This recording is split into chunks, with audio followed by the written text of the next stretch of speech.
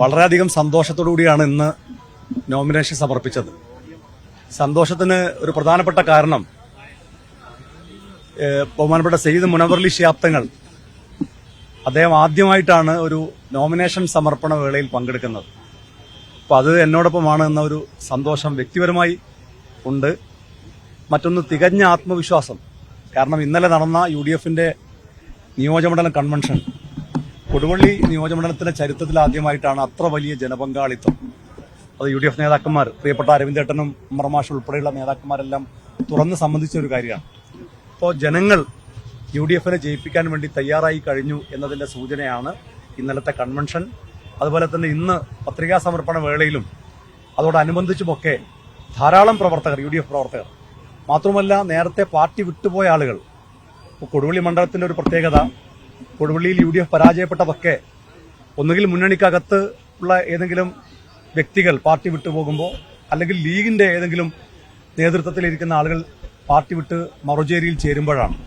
എന്നാൽ പാർട്ടി വിട്ടുപോയവരെല്ലാം തിരിച്ചു വരുന്ന ഒരു കാഴ്ചയാണ് ഇന്ന് കണ്ടുകൊണ്ടിരിക്കുന്നത്. അതിന്റെ ഏറ്റവും പ്രധാനപ്പെട്ട ഒരു ഉദാഹരണമാണ് മുൻ MLA ആയിരുന്ന കാരാട്ട് റസാഖ്.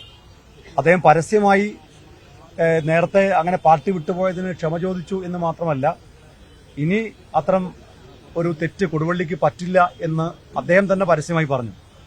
നേരത്തെ ഇടതുപക്ഷം പറഞ്ഞിരുന്നത് ലീഗിൽ നിന്ന് ആരെങ്കിലും വരും, ഞങ്ങൾ അവരെ സ്ഥാനാർത്ഥിയാക്കാൻ വേണ്ടി ആ സീറ്റ് ഒഴിച്ചിട്ടിരിക്കുന്നു എന്നായിരുന്നു.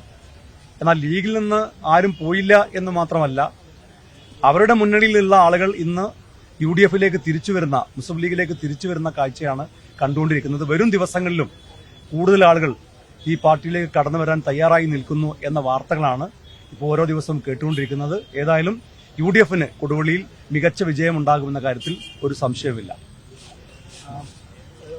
മറ്റൊരു തരത്തിലേക്ക് പ്രചരണം കടക്കുന്നു. ഈ സമൂഹ മാധ്യമങ്ങളിലൊക്കെ അടക്കം തങ്ങളെ പോലും അധിക്ഷേപിച്ചുള്ള പോസ്റ്റ് വരുന്നു. അതിനെതിരെ നിയമ നടപടികളുമായി ലീഗ് മുന്നോട്ട് പോകും. അതൊക്കെ രാഷ്ട്രീയ പ്രേരിതമാണ്. ഇലക്ഷനാണല്ലോ, അതുമായി ബന്ധപ്പെട്ട് കേസ് കൊടുത്തിട്ടുണ്ട്.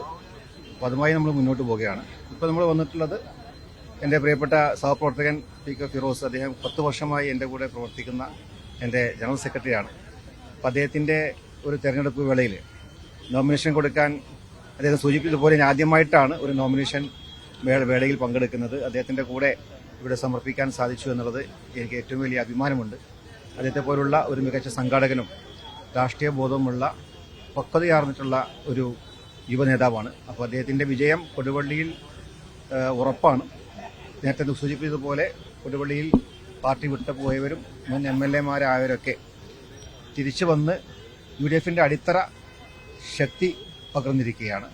അതേ മാത്രമല്ല പലരും പാർട്ടി CPM-ൽ നിന്നും LDF-ൽ നിന്നൊക്കെ പാർട്ടി വിട്ട് UDF അങ്കണത്തിലേക്ക് വന്നിട്ടുണ്ട്.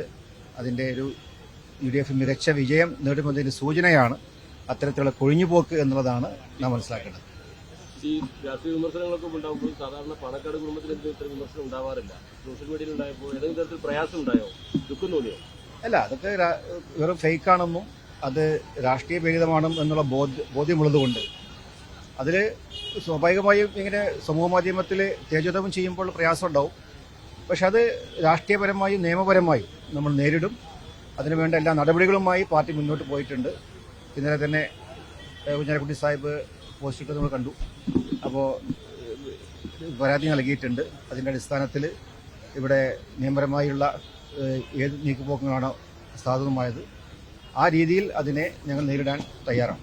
ഈ രാഷ്ട്രീയ പ്രേരിതം എന്ന് പറയുമ്പോൾ അത് കുറച്ചുകൂടെ അതിനകത്ത് കൂടുന്നുണ്ട്. ഇപ്പോൾ KT ജലീൽ അടക്കം പോസ്റ്റ് ഇട്ടു, ഒരിക്കലും ഇങ്ങനത്തെ ആളല്ല, അദ്ദേഹത്തിനെതിരെ തേജോധത്തിലുള്ള ശരിയല്ല എന്ന്. ആളുകളെ തേജോധം ചെയ്യാൻ ഒരു സോഷ്യൽ മീഡിയ മതി. അതിൽ രാഷ്ട്രീയ പ്രേരിതം ഉണ്ടാവും, വ്യക്തിപരമായ ഉദ്ദേശം ഉണ്ടാവും. അതുപോലെ പല രീതിയിലും ഇപ്പോൾ പാണക്കാട് കുടുംബത്തിനോട് ശത്രുതയുള്ളവരുണ്ടാവും. അപ്പോൾ ആ രീതിയിലൊക്കെ എന്തും വിളിച്ചു പറയാൻ കഴിയുന്ന ഒരു പ്ലാറ്റ്ഫോമാണ് സോഷ്യൽ മീഡിയ. അപ്പോൾ അതാരും ആ രീതിയിൽ അത് വിശ്വസിക്കുകയില്ല, അത് അത്രയധികം രീതിയിൽ ഗൗരവത്തിലെടുക്കില്ല. അതിന് വലിയ വില നൽകേണ്ടി വരും. അല്ല, എതിരാളികൾ ഇപ്പോൾ ജനാധിപത്യ രാജ്യത്ത് സംവിധാനത്തിൽ എതിരാളികളുണ്ടാവും. അപ്പോൾ ആ എതിരാളികൾ ഏത് നിലയും മനുഷ്യനെ തേജോധം ചെയ്യാൻ പലപ്പോഴും ശ്രമിച്ചിട്ടുണ്ട്. അപ്പം അതിൻ്റെ ഒരു ഭാഗമായി ഉള്ള ഒന്നാണെന്നുള്ളത് ഞങ്ങൾ വിശ്വസിക്കുന്നത്. കൂടുതൽ വാർത്തകൾക്ക് News 18 Keralam YouTube channel subscribe ചെയ്യുക.